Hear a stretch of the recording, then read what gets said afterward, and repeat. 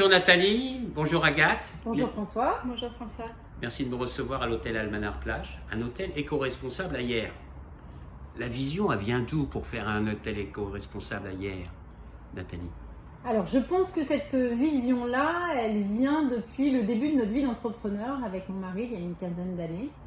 On a travaillé dans des grosses sociétés pendant une dizaine d'années, on a voulu se mettre à notre compte et on s'est rendu compte dès notre première entreprise que naturellement on mettait en place des actions pour limiter notre impact.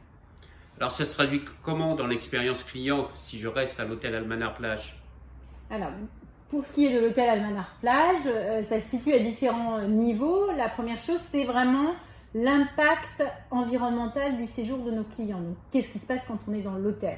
Donc pour ça, on a mis en œuvre plein de solutions, on va dire, techniques, technologiques, comme les panneaux solaires, les éclairages solaires, le petit déjeuner local et bio, etc., les produits écolabellisés. Donc tout ça contribue à un impact environnemental diminué et en l'occurrence, grâce à notre étiquetage environnemental, on s'est rendu compte que nous avons 2 fois moins d'impact qu'un hôtel classique.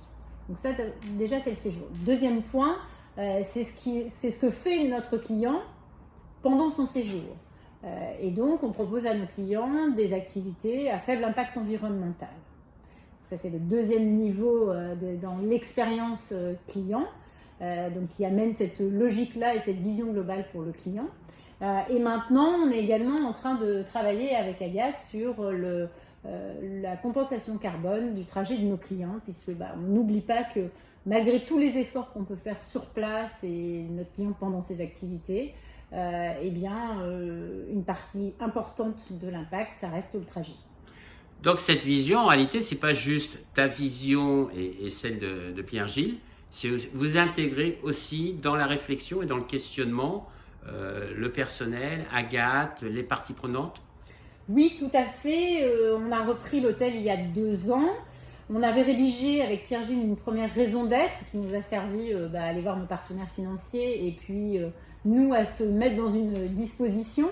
On a revu l'année dernière cette raison d'être, on l'a remise sur la table avec notre équipe et des parties prenantes, notamment le Parc national de Porquerolles. Et ça nous a permis de redéfinir tous ensemble une raison d'être.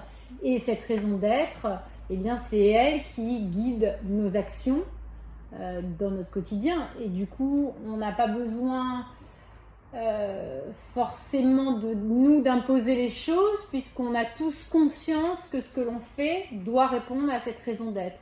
Donc chacun, en toute responsabilité, fait ce qu'il a à faire.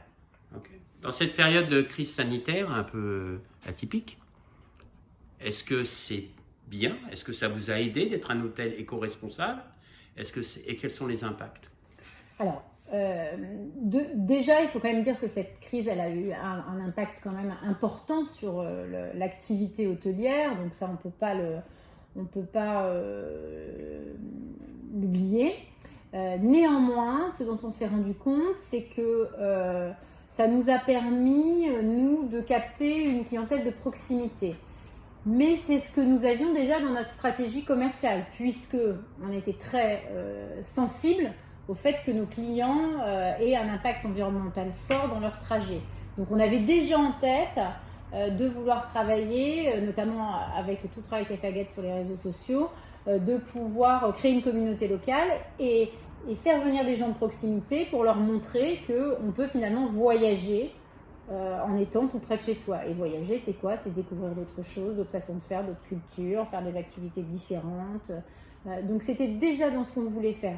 Du coup, à la fin du confinement, quand il a fallu actionner les différents leviers commerciaux pour redémarrer l'activité, on avait déjà les outils en place, on savait déjà ce qu'on avait à faire. Donc on a bénéficié, c'est vrai, très rapidement d'une bonne reprise. Ça, c'est la première chose.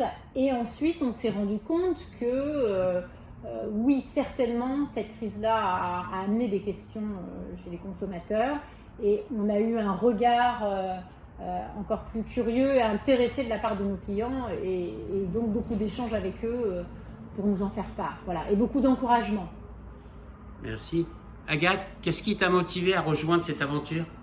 Alors moi déjà dans un premier temps, c'est déjà un choix de spécialisation sur mes études. En fait, j'ai passé 1 an à voyager, je suis allée en Nouvelle-Zélande et en Asie et je me suis rendu compte vraiment sur le terrain de l'état du tourisme et des dégâts qu'il générait. Et pour moi, c'était pas possible de continuer à étudier le tourisme et à travailler dans le tourisme tout en mettant en péril en fait la culture, les habitants et puis surtout l'environnement. Donc après ce voyage, j'ai décidé de me spécialiser en tourisme durable avec un master à Toulon. Et après ça, il a fallu choisir un stage et postuler à des entreprises. Et un jour, on reçoit, toute la classe reçoit l'annonce de stage, l'offre de stage de Nathalie et Pierre-Gilles. Et là, en lisant l'annonce, en fait, c'était un peu, je vais dire comme une évidence, mais c'est vrai. Nathalie avait mis en fait en avant les valeurs surtout de l'entreprise et c'est surtout ça qui m'a séduit avant d'aller travailler dans un hôtel en fait. C'est en premier lieu les valeurs de Nathalie et Pierre-Gilles. Super. Dis-moi, de ton jeune âge, comment tu vois le secteur du tourisme évoluer? Eh ben, en fait, je trouve qu'il évolue vraiment, vraiment très vite vers le tourisme durable et ça me rassure un petit peu. Parce que c'est vrai que si je recule 4 ans en arrière, quand à Subdeco j'entendais parler du tourisme durable, on ne savait pas vraiment ce que c'était. Et puis là, c'est vrai que autant sur les actualités qu'en tant que professionnel, mais également en tant que touriste, je vois beaucoup plus d'informations et ça, c'est vrai que ça rassure. Dites-moi, mesdames, il y a des gens qui regardent aujourd'hui et qui se posent des questions, comment faire, comment transformer mon organisation, mon entreprise, etc.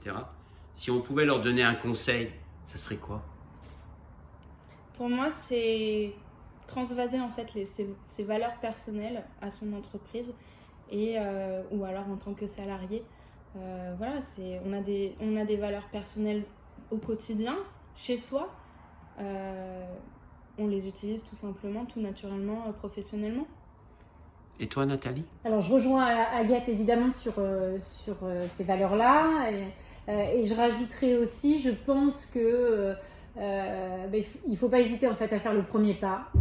Et puis c'est pas grave si c'est pas parfait, c'est pas grave si on doit corriger, c'est pas grave si on s'améliore après. Donc, il faut vraiment se mettre dans une posture d'effectuation. On essaye, on recommence, on corrige, on avance. Et qu'importe. Voilà, faut pas viser, je pense, la perfection. Faut pas viser attendre d'être prêt pour y aller. Non, il faut faire un premier pas et les autres viennent tout seuls. Merci beaucoup, bonne continuation et à très bientôt. Merci. Merci.